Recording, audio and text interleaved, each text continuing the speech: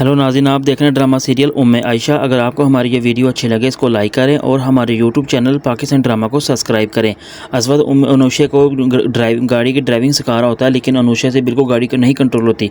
लेकिन वो अचानक उसका ध्यान भटक जाता है, लेकिन गाड़ी उसके कंट्रोल से बाहर हो जाती है। लेकिन जो असवद होता है उसे बार बार यही कहता है कि गाड़ी को कंट्रोल करो, बगैर तुम ड्राइविंग कर रही हो। लेकिन उससे किसी न किसी बात पर से गलती हो जाती है, जिस वजह से गाड़ी उससे बिल्कुल कंट्रोल नहीं होती। लेकिन सड़क पर सामने से एक बच्चा आ रहा होता है, लेकिन जब अचानक वो कंट्रोल करने की कोशिश करते हैं तो लेकिन गाड़ी जाके बच्चे में लगती है और बच्चा जो है वहीं पे गिर जाता है और उससे काफ़ी ज़्यादा चोटें आ जाती हैं और फौरी तौर पर उस बच्चे को हॉस्पिटल में एडमिट करवा देते हैं। लेकिन जो अनुषा होती है वो आयशा को देखकर कहती है कि जब से ये लड़की हमारी ज़िंदगी में आई है, आए दिन हमारे लिए कोई ना कोई परेशानी और मुसीबतें बनी हो रही हैं, लेकिन इसकी वजह से मेरा सारा बर्थडे ही ख़राब हो गया। लेकिन जो आयशा होती है वो अनुषा की बातों को सुनते और बड़े गुस्से में होती है, बल्कि वो फौरी लेकिन आयशा जो होती है वो अनुषा से कहती है कि आखिर तुम्हें इस बात का बिल्कुल भी अंदाज़ा है कि तुम्हारी इस गलती की वजह से एक बच्चे की जो ज़िंदगी है वो यहाँ पे ख़तरे में है और तुम अपने बर्थडे की बात कर रही हो।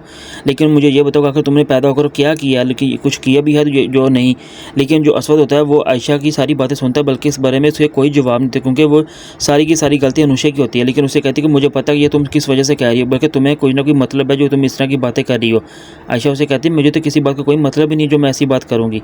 लेकिन जो आयशा की माँ होती है वो आयशा को जब कॉल करती है उसे कहती है कि बेटा मैंने तुम्हें बताया था आज घर में मेहमान आ रहे हो, तुम्हारा रिश्ता देखने के लिए, तुम कहाँ रह गए जो अभी तक घर वापस नहीं आई, हम काफ़ी ज़्यादा परेशान हो रहे हैं।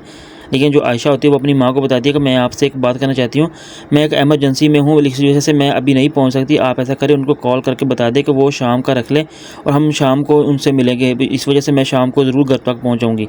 लेकिन जब पुलिस वाले पुलिस स्टेशन से आकर वापस हॉस्पिटल में जाते हैं और जाके उनसे तफ्तीश करते हैं, आखिर मुझे ये बताया कि ये बच्चा कौन है। लेकिन जो असवद होता है वो पुलिस वालों को बताता है कि हम उस बच्चे को बिल्कुल नहीं जानते कि वो कौन है और कहाँ से है, इस वजह से अचानक गाड़ी उसके अंदर लगी और हमारा इसमें कोई कसूर नहीं है। लेकिन जो अनुषा होती है जब वो पुलिस वालों को देखती है तो बड़ी डर जाती है कि आखिर अगर इन्होंने इस बारे में मुझसे पूछा तो मैं इनको क्या जवाब दूंगी। लेकिन आयशा भी वहाँ पे खड़ी होती है और इस बातों को देख रही होती है कि आखिर अब ये क्या करते हैं।